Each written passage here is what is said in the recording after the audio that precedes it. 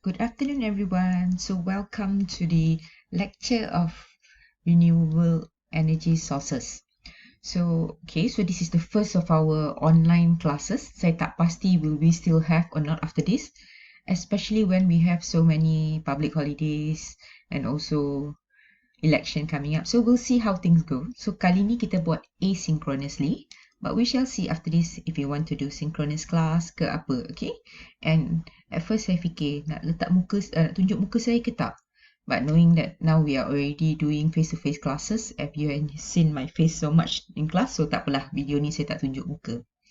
So before we go to the second topic, so in the last class, we learned about a little bit reintroduction about energy, different type of energy, and also some energy material kita sentuh sikit-sikit.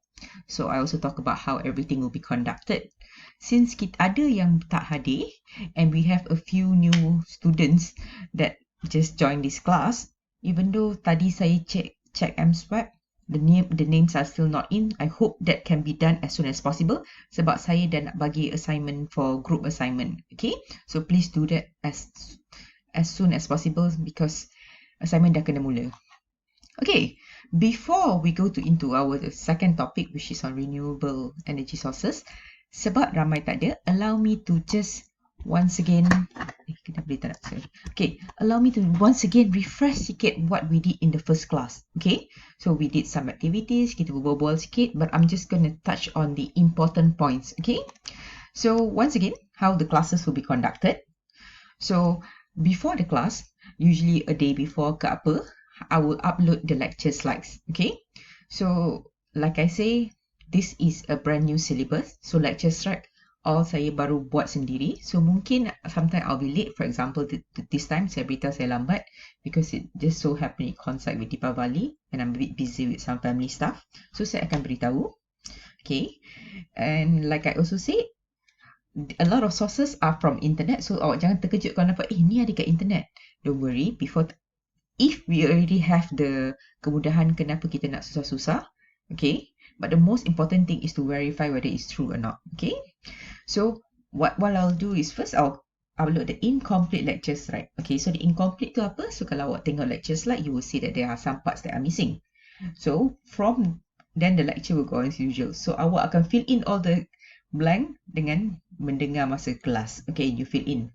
And once again, I repeat, I will not be uploading the complete slides. Okay, it's up to you to get all the missing points. Okay, so attendance akan diambil macam biasa. So kita akan tunjuk QR code ke apa.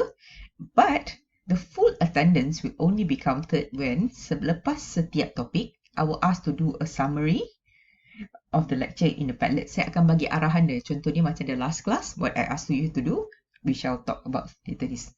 Then only I will kira awak dah ada complete attendance. Okay, why? Because I just want to see that whether you pay attention or not.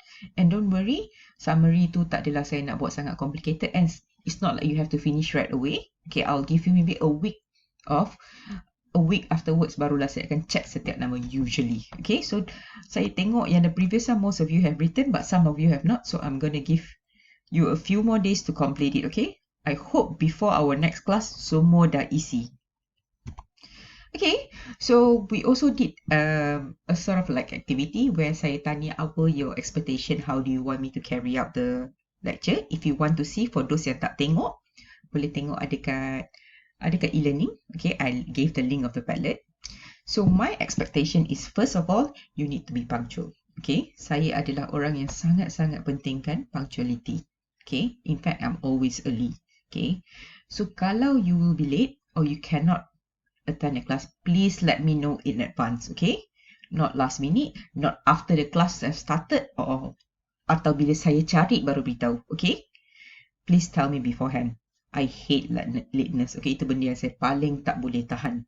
Okay, so please tell me beforehand unless it's an emergency ke apa, itu saya faham. Okay, and we will have a WhatsApp group. We already have a WhatsApp group, sorry. So please, you can use the WhatsApp group untuk kita communicate, ask question and everything, or even private message me, but please follow the manners and etiquettes when you use WhatsApp. Kalau bukan emergency ke apa, let's try to keep it to office hour. Although kadang-kadang saya pun akan terlebih, but you don't have to respond unless it is emergency. Another one, please check e-learning all the time. Okay, so I post all the lecture slide, everything, extra information or anything or videos a lot, all on e-learning. Like I have said in the previous class, please jangan ambil nota daripada kawan, awak sendiri masuk ke e-learning and download it yourself. I will check the activity of everyone, siapa ada masuk, siapa tak masuk, and what you did. Okay, and this is something also for those of you yang memang saya dah pernah ajar will notice that I talk very fast. Okay, benda tu memang I cannot control. So please, at any time during the lecture, if you think I'm going too fast, you don't understand, just stop me at any time. Saya tak akan marah. Okay, just stop me. And this one is something that I hope won't happen, but cancellation or reschedule of class, kadang-kadang kita tak boleh elakkan. So please understand, we do not want that. Okay, so once again, as we know this is a brand new syllabus, let's all learn together. Okay, so this is the Padlet that I talked about in the previous class. Okay, so you do not need to post a summary for this topic. So pergi kat week 1, you will see the link is still there. Okay, it's in week 1. Even now we are in week 2 already. Okay, so you can post, you don't need to post a summary, but you can post any questions you might have. So saya tengok a few of you already have questions. Saya tak jawab dulu, but I will do. Okay, so you can also check back from time to time, tengok saya dah jawab ke tak, and can also tengok soalan yang kawan-kawan tanya so you can know the answer. Okay, so just for this time, the first one, I want you to attach a selfie or photo of yourself so saya boleh kenal setiap satu. Kalau boleh gambar yang recent so that saya boleh match the face. Some of you have thought, so saya dah kenal, tapi there are most of you that I have not. Okay, and saya nak awak tulis juga, write down the reason why you chose this subject. Although like what I said, most of you maybe sebab ini je kosong kan. Okay, so your attendance saya akan kira kalau you have already post in the Padlet. Tapi those yang tak hadir memang tak hadir lah. Okay, so those are what I want to remind everyone, and also to tell those who did not attend the first class. So I think these are some important points yang kita perlu ambil.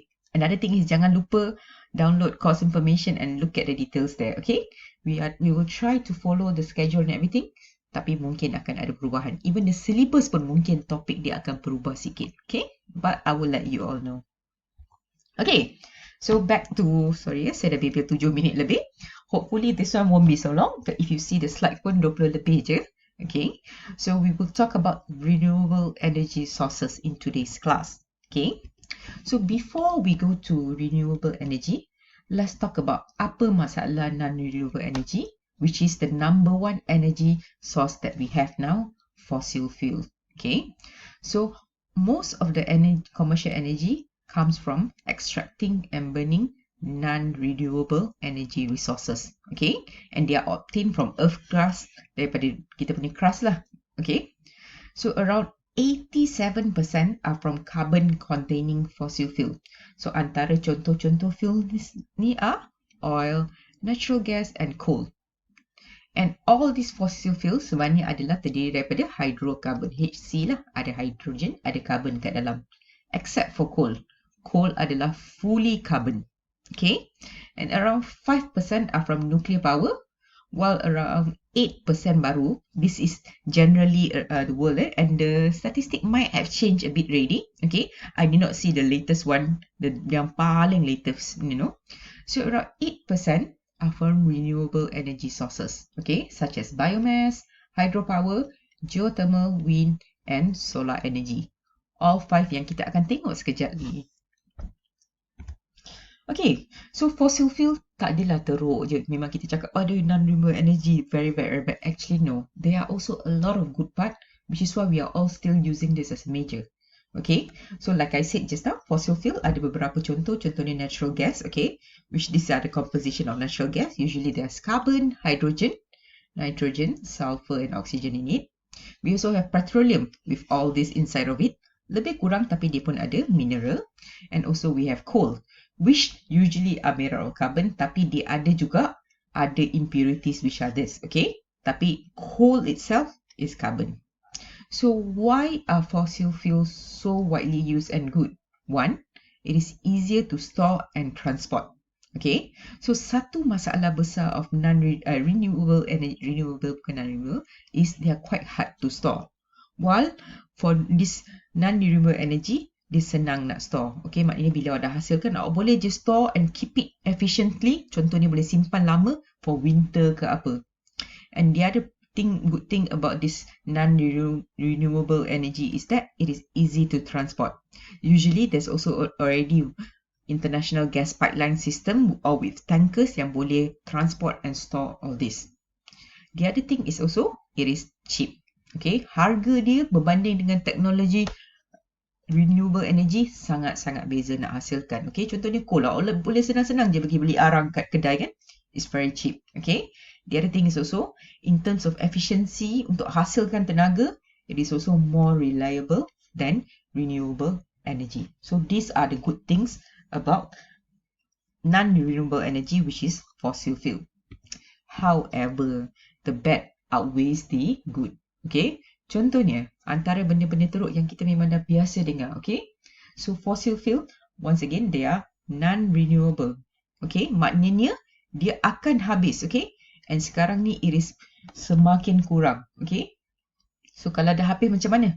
Terus tak guna energy? We cannot do that, right? So that is the number one kekurangan lah. It is getting less and less. Okay, in fact, it was estimated that we will run out of oil in 47 years, natural gas in 52, and coal in around 133 years. So kalau dah habis, kita nak buat apa kalau kita tak ada alternatif yang lain? Which is why we are moving towards renewable energy. Okay, and another thing yang semua tahu is that all this fossil fuel, they pollute the environment as they release a lot of greenhouse gases into our environment. All this burning of them produces a lot of harmful gases to our environment. And also the continuous rise in fuel prices make it sangat tak reliable in terms of dia kalau naik tak macam mana, takkan kita asyik bayar semakin tinggi. We also know that harga minyak asyik naik kan. So that is something that kita tak boleh bergantung harap sepenuhnya kat dia lah. And also if it's irresponsibly used, okay, they can be very dangerous, okay, as they are highly flammable and all this oil spill yang kita sentiasa dengar. So saya just nak tunjuk the most recent case, the big cases in Peru in 2022. I think this happened in January, okay. So it was oil spill in Peru, okay. So dia menyebabkan dia terpaksa block a lot of passage, and of course bila oil spill ni you go into the sea ke apa, you pollute the environment, you kill the sea life and a lot of effect, and it takes so much money and time untuk nak bersihkan dia juga. Okay, and this is just one of the example. It happens so often. Okay, and this is a big scale one all over the world. So you can just search and you can see how harmful all the oil spills, okay, that have happened throughout the years. Okay, so sebelum kita teruskan, I want you to pause the video after this, okay? So saya nak tengok siapa yang tengah properly watching the video or not, okay? So what you can do, you pergi quiz it or pergi joinmyquiz.com. Masukkan nama betul awak sebab saya akan check. I will check siapa yang dah buat, siapa yang tak buat, and type in this code, okay? 25890195. Then you can start playing, okay? So sebab this is asynchronously, saya tak tahu siapa yang tengok video saya, siapa yang tak. So this is how I test whether you are watching or not. I put off a cut off time, tapi tak adalah cepat. Contohnya pukul 12:05 saya tutup. Quite a long time, okay, and saya faham juga, contohnya those yang celebrate Deepavali also cannot straight away, but there's a cut off time. Saya tak adalah akan marah you miss the deadline ke apa, but I want to see lah. And of course, ni soalan dia berkait dengan our first class. So if your answers are wrong, I will not get angry, okay, but saja nak bagi awak tengok. So pause the video now and go do it. Lepas tu baru sambung tengok video balik, okay? And saya tak pause dah, I'm gonna go on, okay? So make sure you go do, put in your real name. Saya akan check ya. There's a cut off time. Saya tak nak beritahu pukul berapa, but I want to see who is properly watching the video or not. Because a lot of times students just akan buka atau just buka awal lepas tu terus tak tengok. I do not want that, okay? Okay, so I'm gonna go on, but you pause the video and watch, okay? And watch pula, do the quiz. Is berapa soalan? 7, 8, 9 soalan. Very easy, very normal questions, okay? Salah tak ada masalah. Okay, so let's get back to dia. So tadi kita dah cakap pasal all those non-renewable energy which is focusing on fossil fuel. So which is why we have to move towards renewable energy. Okay. So apa definition of renewable energy? Okay, something yang kita asyik dengar kat course ni. So renewable energy are energy that are sources that are found in nature. Maknanya semula jadi. Second point is they are self-regenerating. Maknanya dia sentiasa akan boleh dihasilkan sendiri, which means that they can be replenished naturally, and because of that, it's not gonna be run out. So tak macam non-renewable dia, sebab tu nama dia renewable. 1, is found in nature. 2, self-generating. And 3, tak akan habis. Okay, sebab dia sentiasa dihasilkan. So these are the 3 points or definition of renewable energy. So okay, so tadi kita nampaklah kekurangan of renewable non-renewable energy. So exactly why do we need renewable energy resources? Tak boleh ke kita teruskan guna non-renewable? Okay, so apart from point yang tadi, so kita once again nak tengok juga kenapa betul-betul. So the first thing is kita kena tengok the amount of carbon dioxide that is released due to the usage of using fossil fuels. Okay, so carbon dioxide, okay, has been increasing dia punya concentration. Okay, although it is used by plants or what, but it is a greenhouse gas and very harmful. So tinggi sangat tak bagus. So bayangkan in October 2018, so the level is at 407 part per million. Memang nampak macam kecil, tapi you can see that it increased by 90 ppm in the last 70 years. The second issue which we keep on talking about is global warming. The temperature of overall kat dunia ni semakin naik. In fact, it has naik 1.1 degrees around 1.1 degree Celsius in the past 200 years. So you might think, alah, naik sikit macam tu tak apa masalah. No, it cause a lot of effect. Okay, we have to think about what are the effect that it cause. So, kita akan cakap sekejap lagi. So boleh tengok this short video where NASA actually show the temperature difference. They measured the temperature difference in the earth. So you can see. Okay. Another problem yang keluar is ocean acidification. So what happened is all those carbon dioxide yang terhasil, okay, they react with ocean water to produce acid. Okay. So carbon dioxide, it is a anhydride acid. So bila dia campur air, okay, so the air with the carbon dioxide, you will get carbonic acid. So H2O plus CO2, you will get carbonic acid. Okay, so it lowers the pH of the water, making it more acidic. Okay, so this cause the phenomena known as coral bleaching. So kita tahu kan coral tu apa, yang macam coral yang cantik yang bila kita snorkeling, we go scuba diving, the things that we see, right? Coral bleaching is when, so sebab the carbon dioxide making the water acidic, dia menyebabkan the coral tak boleh serap the calcium carbonate that it needs to maintain dia punya crust, dia punya structure tu. So dia menyebabkan dia macam terhakis sampai dia semakin kurang, semakin nipis, that dia is destroyed. So this is known as carbon bleaching. Disebabkan oleh apa?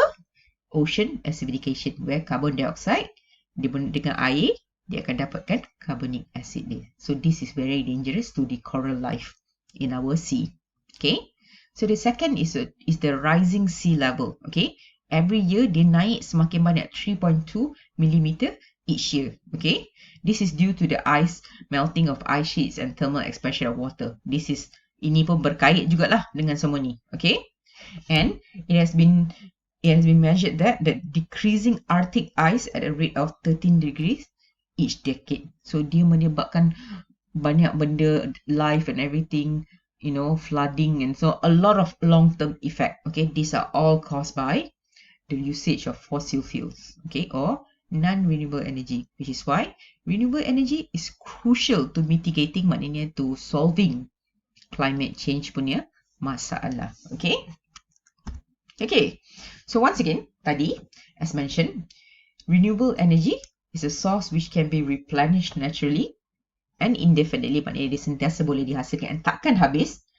You're not going to run out. Okay, so among the advantages that we can see in using renewable energy is 1, it is reproducible naturally, maknanya kita tak payahlah buat guna hasil yang luar biasa untuk hasilkan dia. Okay, it is a sustainable resource of energy. And kalau the system dah ada, it requires less or no maintenance. Okay, kalau dah ada sistem bukan nak cakap dia terus-terus boleh hasilkan. The system itself needs a lot of dia punya manufacture and everything lah. Okay, and of course it is environmental friendly with no emission of harmful waste. So masalah yang global warming tadi tu boleh kita selesaikan, okay, or make it better. Okay, so we're going to touch on the major sources of renewable energy today. So ada yang saya akan terang mendalam sikit, ada yang macam just a bit surface, so it's fine. Okay, so today we're just going to be touching before the next class barulah kita masuk about hydrogen and everything. Okay, so like I say, mungkin the tajuk in the confirmation pun akan berubah-ubah because as I do the slides now also saya tengok mungkin akan kena berubah sikit. I will let you all know. Okay, don't worry. So what we're going to be looking today is at these 5 types of renewable energy. 1, solar energy. 2, wind energy. Hydropower. Geothermal energy. And also finally, biofuels, also known as biomass. Okay, so kita tengok yang pertama, solar energy. So solar energy, I think this is something yang semua tahu, which is, it is from the radiation of the sun, daripada matahari kita, okay. That is, apa saya tiba-tiba lupa ni, tak apa, okay.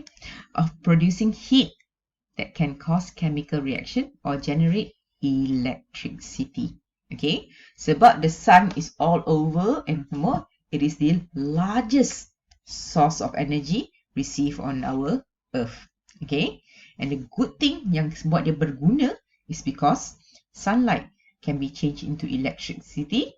Kalau kita nak directly change, okay, we can use solar cell known as photovoltaic cell. Kita tak akan belajar secara mendalam dulu, tapi nanti when we learn about the other technologies, we will learn, okay, what are photovoltaic cells, what is it made out of, the silicon wafer, semua tu kita tak akan touch dulu, okay. Okay, so electric generation from solar power. So as mentioned just now, solar power is the conversion of sunlight into electricity. So ada 2 cara kita boleh buat. Kalau kita nak directly daripada tenaga cahaya tukar kepada elektrik, we will use photovoltaic, that is used directly. But if indirectly, it can be used, we can use using the system known as the concentrated solar power. So ada 2 jenis ni lah. So concentrated solar power system, dia guna lens, contohnya ni lens or mirrors and tracking system to focus a large area of sunlight into a small beam. So dia punya large area ni dia ambil, dia fokuskan pergi satu tempat, okay, into a small beam. Daripada situlah barulah dia buat proses apa untuk hasilkan elektrik. So it is indirect, okay. Well, tapi kalau nak directly ambil tu daripada solar power terus kepada elektrik, we use photovoltaic, okay, using the photoelectric effect, okay. So itu nanti kita, once again kita akan sentuh dulu nanti in the other technologies we will touch a little bit about photovoltaic. Okay, so solar energy ni sangat berguna, okay. Basically it can be used for space heating or cooling through the solar architecture. So antaranya ialah kita boleh guna untuk masak. So rumah yang equip tu boleh guna untuk masak, so we don't have to use gas or electricity, okay. We can use it for, electric yang datang daripada solar lah. So we can use for hot water, boiling of water ke, kita mandi ke apa, boleh guna. And of course lighting, lampu yang guna solar, that's quite popular. In fact, like I mentioned in the first class, ada je street light yang ada solar panel kat bawah, kat atas, where daytime they collect and malam dia dihidupkan dengan guna the energy that is stored, okay. And another very interesting thing yang boleh diguna, in Malaysia dia kurang, I'm not sure kat mana yang guna, but in industrial processes, maknanya kat kilang ada yang dia put solar power in order to use for high temperature process heating, okay. So contohnya this is one of the kilang yang ada guna. So diorang punya bumbung, all those tempat yang ada reaktor, bumbung-bumbung dia ada solar panels untuk simpan, ambil the solar energy untuk simpan dan untuk heating ke apa, okay. So they are industry who does that. Okay, so sebelum kita habiskan pasal solar energy, so everything kita tahu dalam dunia ni pun ada pros and cons. This is also the same for renewable energy. So in terms of solar energy, dia ada banyak kebaikan. Contohnya, once again, it is a renewable energy source. So dia sentiasa boleh dihasilkan, takkan habis lah. And sebab kita guna solar energy, kita simpan tu, kita jadikan elektrik. So kita tak payahlah ambil elektrik daripada source lain, which is why dia akan kurangkan electric bill kita. And once the system dah ada, it requires very low maintenance cost. And sebab this solar energy, dia menyebabkan teknologi development yang lagi berkembang maju thanks to this solar energy. Tapi it comes with some disadvantages also. Satu, the cost to build a solar panel, solar system sangat mahal. Okay, which is why that is the number one reason sebenarnya it's not widely used. Ada juga sebab-sebab lain, tapi that is the number one reason. Okay, and the other thing is weather dependent. So kalau hari yang tak ada matahari, hari-hari yang tak ada matahari macam mana? So kat Malaysia, we are very lucky, we get sun all the time. But you have to think about other different places yang tak dapat sun all the time, ke those with different weather, different musim ke apa. So it depends on the weather. So dia tak adalah steady sangat. And solar panels and build dia, it uses a lot of space. So perlukan kawasan yang sangat besar.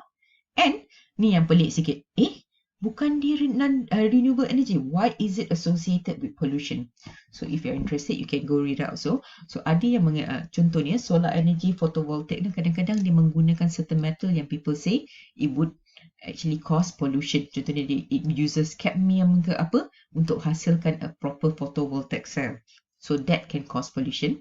Ada juga yang cakap to discard, awak nak buang the use solar cell pun dia menyebabkan pollution, waste lah and semua. So ada yang kaitkan solar power ni dengan pollution. Okay, so let's look at the second type, which is wind energy, angin. Okay, so ni antara satu contoh lah wind energy kan. So dia diperlukan gunakan wind turbine yang ada propeller macam kipas besar. So contohnya kat Amsterdam lah, antara tempat yang awal-awal dulu. So kalau pergi visit sana, there's a very pretty, very nice place where you can see it's so windy and nice. Okay, so wind turbines, in order to gunakan wind energy, we need wind turbines. Okay, so these are contoh wind turbine lah, are built to harness wind energy. So wind energy adalah energi yang bergerak. So essentially, it is a type of kinetic energy.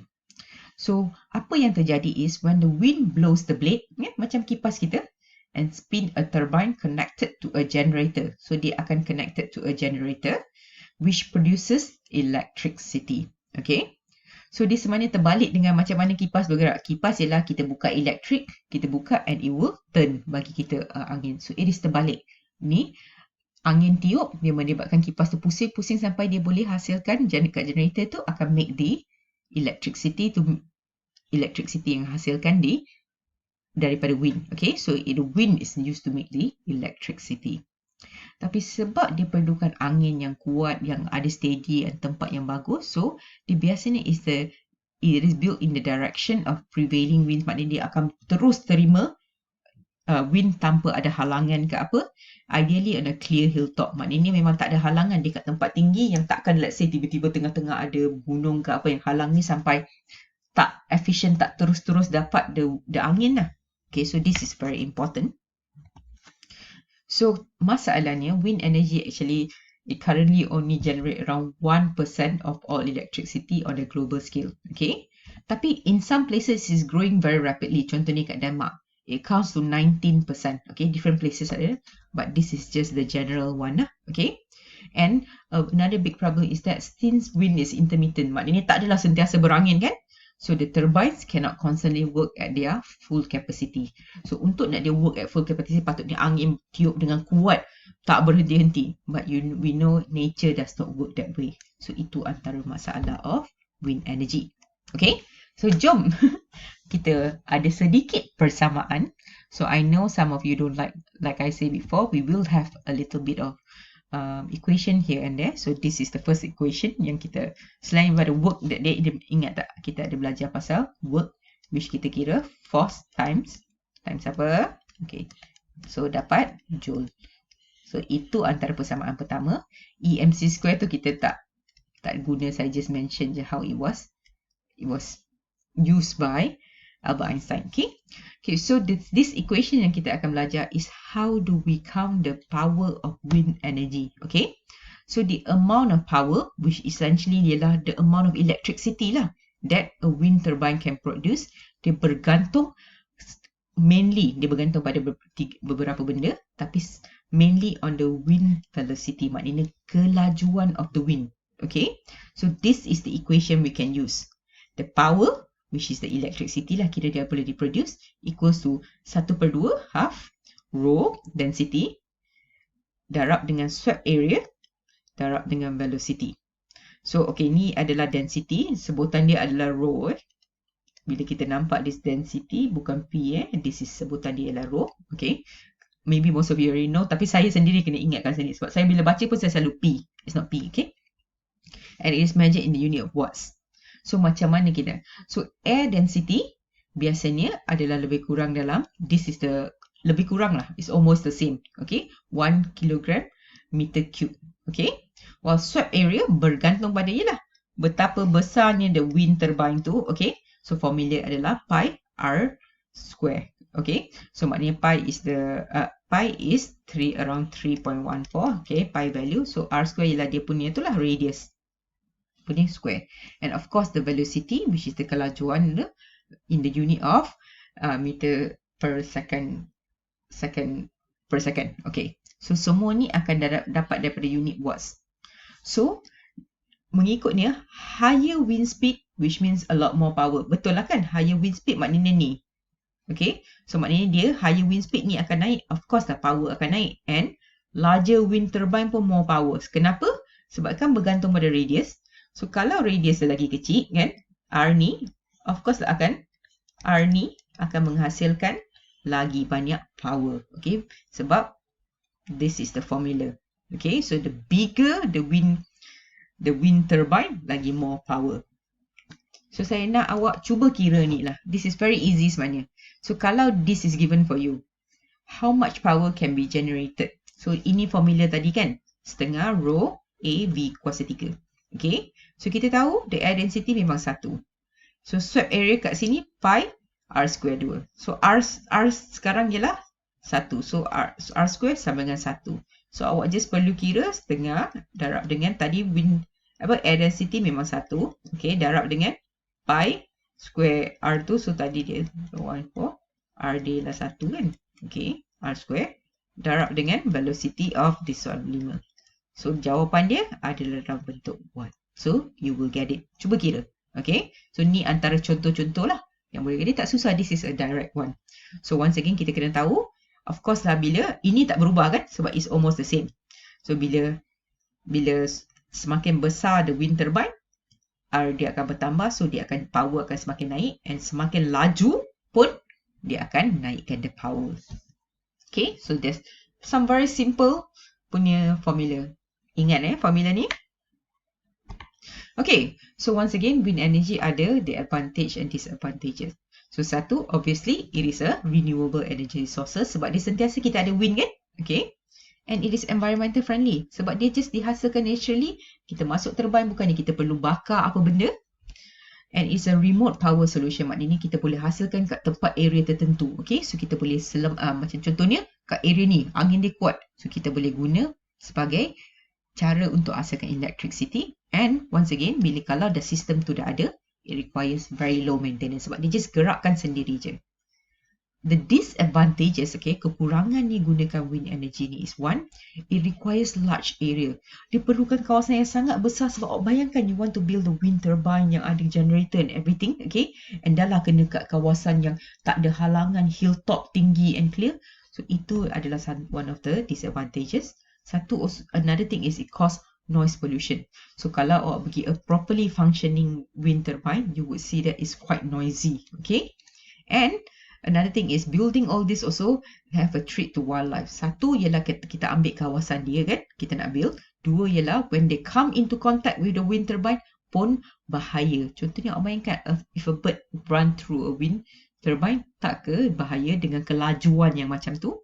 So it can membahayakan some wildlife. So itu mengenai the second type of renewable energy. Let's look at the third type, which is hydropower. Air lah, hydro ialah air. So ini kita briefly ada mention sikit when we learn about gravitational potential energy. So hydropower is electric energy produced through the power of moving water. Air yang bergerak, which is kinetic energy lah. Okay. So the power obtained from the movement of water, dia biasanya adalah daripada gravitational, dia turun tu menjadi kinetic. Okay, so dia ada perubahan state of energy. We talk about this also. Okay, so dia mostly generated in dams. Okay, dalam dams. Okay, and water is first dia di collect dulu dalam dams, then bila dia dah tersimpan potential energy tu, then it only let it flow through turbine untuk hasilkan the energy. So once again, this is from gravitational potential energy bertukar ke kinetic energy untuk hasilkan electric. So ni contohnya lah, okay. So kita ada dam, ada hydroelectric, dia kena ada generator and the turbine lah. So kita sini ada reservoir water sebelum dia disimpan dan dihasilkan untuk turunkan, okay. So the water flows downward with gravity to spin the turbine, okay. So dia akan spin lah daripada GPE, dia akan jadi ke kinetic dan dia akan spin the turbine tu kan untuk hasilkan di electric. So one thing about hydropower is more reliable than solar and wind power. Kenapa? Sebab kita boleh simpan air siap-siap kat dam, lepas tu untuk hasilkan dia. Okay? And hydroelectric dams, masalahnya ialah, dia memang macam lagi tu, tapi masalahnya is very expensive and once again, it can harm wildlife yang hidup kat dalam air semua. Awak bayangkan ikan semua yang hidup kat situ semua, sangat bahaya untuk the wildlife. So these are among the advantage and disadvantages of hydropower. Okay, now we look at the fourth type, the second last type. Okay, so which is geothermal energy. So ini mungkin antara the five yang you don't hear so much about. So apa definition geothermal? So thermal kita selalu dengar. Thermal mesti ada kaitan dengan heat kan? So geothermal is geo, which actually means earth, and thermal means heat lah.